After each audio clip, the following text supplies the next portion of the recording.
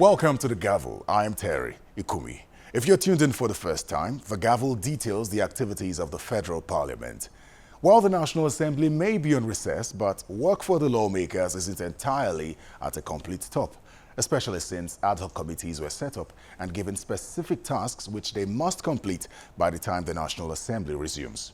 One of such ad hoc committees is that which is tasked with investigating the challenges facing the Warri, Port Harcourt, Calabar, Onne and Onitsha inland ports following a motion in the Green Chamber on the 18th of July 2019. Ladies and gentlemen. The public hearing was well attended. Experts in the shipping business, which include the Nigeria Shippers Council, Nigerian Maritime Services Agency, Nigeria Ports Authority, the Ministry of Transportation, Ship Owners Association, the Nigerian Navy and traditional rulers from Warri, as well as ports and terminal operators, among others. One of the main players in the shipping business, the Nigeria Customs Service, was however absent. Consummate services to aid the decongestion of the two Lagos port complexes. The hearing began with a remark by the chairman of the committee and was followed by that of the Speaker of the House of Representatives, who is represented by the Deputy Majority Leader. This exercise is organized to query and to determine why some of our port complexes have continued to operate below their setting up capacities. It also seeks to question why, in spite of many efforts of government over the years, which have come by way of building more port complexes, concessioning, and the complete involvement of the private sector in some aspects of operation in our nation's maritime subsector, the congestion in the Lagos port complexes in Apapa and Tinkan Island still persists. The Nigerian maritime sector regrettably remains one of our great untapped economic reserves. Operating and maintaining efficient and functional ports in the country will help to develop the economic potential of these communities where these ports are located, and even further afield. Also, as importantly, getting these ports working at capacity says to the world, to the potential investors and trading partners, that we are open and ready for business. After the opening formalities, the representative of the Speaker took his leave, and the experts presented their submissions on why the eastern ports are not enjoying considerable patronage. The reasons we found out were mainly generally security, centered around the issue of piracy, robbery, attack, kidnapping, and so on and so forth. And unfortunately also, multiple charges by various agencies. Unfortunately, most of the agencies are not here.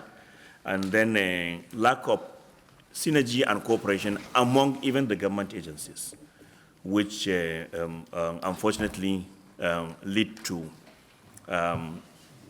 scaring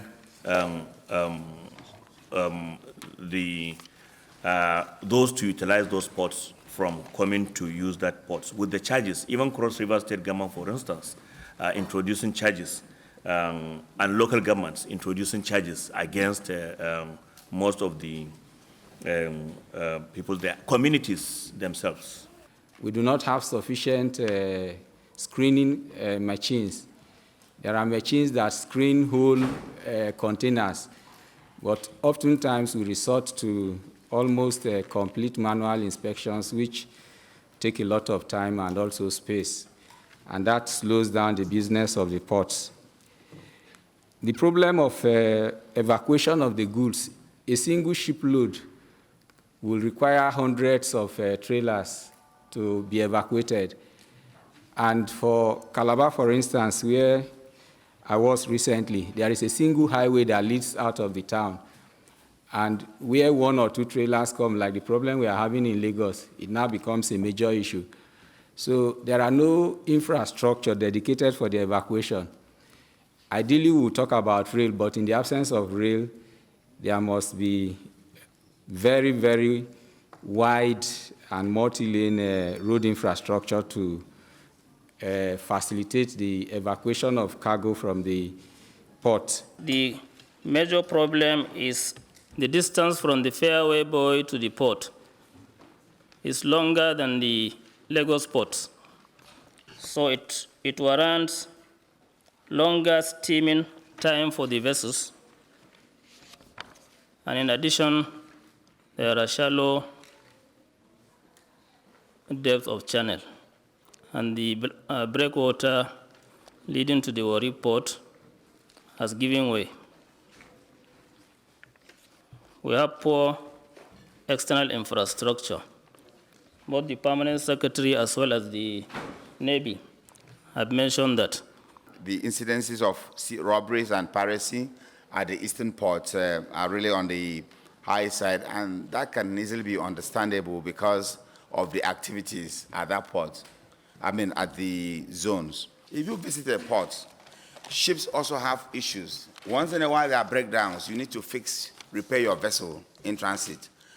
In Lagos, you have a lot of activities in terms of ship maintenance activities. If your radar system is down, you can easily just get somebody to come and fix it.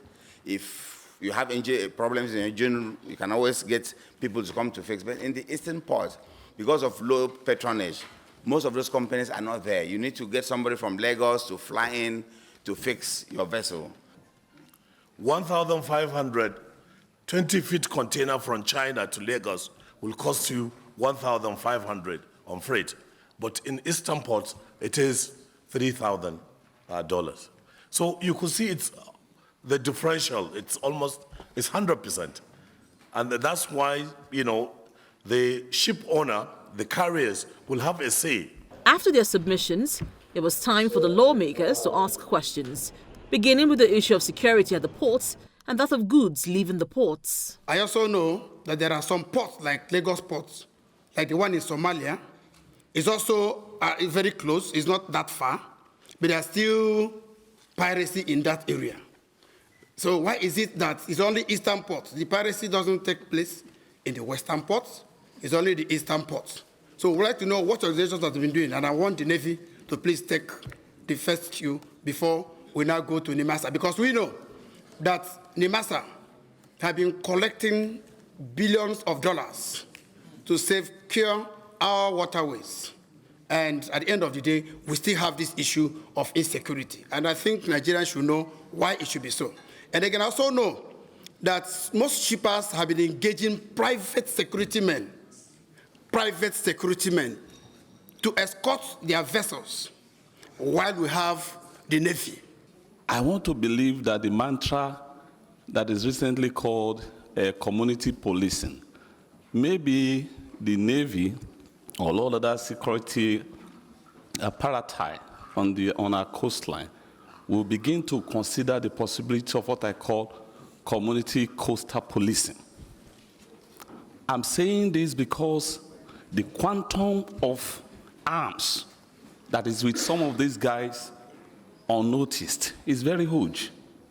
And they provide security for ships on the waterways without being recognized or being monitored, or perhaps not even within the radar of the Naval Command. The Nigerian Navy has acquired 6 seaward defense boats, and there are several other ships, boats, and aircrafts that are in the process of joining. These boats have helped considerably in the maintenance of security in our waterways. However, there is the need for bigger offshore patrol vessels that have the endurance to stay longer at sea and keep proper surveillance of what is happening. Anybody who wants to be part of the security services should join. Service is open to all Nigerians. So you can join the Navy, you can join the Army, you can join the Air Force and other paramilitary agencies and serve your country. But to keep arms and hold arms and say you are rendering services is against the state. And we should encourage them to have a rethink. If a vessel is being attacked or probably suspicious crafts are being seen coming, they should trigger by raising an alarm that NIMASA should receive and then muster support. But surprisingly, most vessels coming in would rather call their agent. The legislators were also worried about the lack of synergy among relevant agencies, which was raised in almost all the presentations made. The ministry is supposed to be the clearinghouse, so to say. But we can only be clearinghouse to the agencies under us.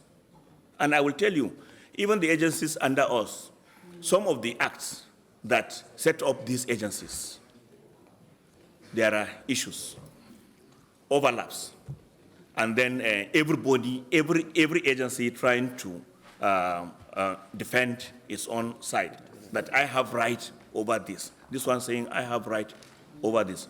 So the issue of this interagency, whether you call it interagency rivalry or interagency conflict, there are things that need to be addressed properly, either through legislative corrections of these acts or through administrative solutions, of which a superior body has to come and give a decisive resolution so that you do this, you don't go into this. The issue of removal of RECs. Presentations here have revealed that the MPA is on it, NIMASA is on it. The RECs are the same. The locations are the same. So if 2 or 3 agencies are spending resources to do the same thing, it's a waste. And that is where there is the need for coordination so that this waste can be removed.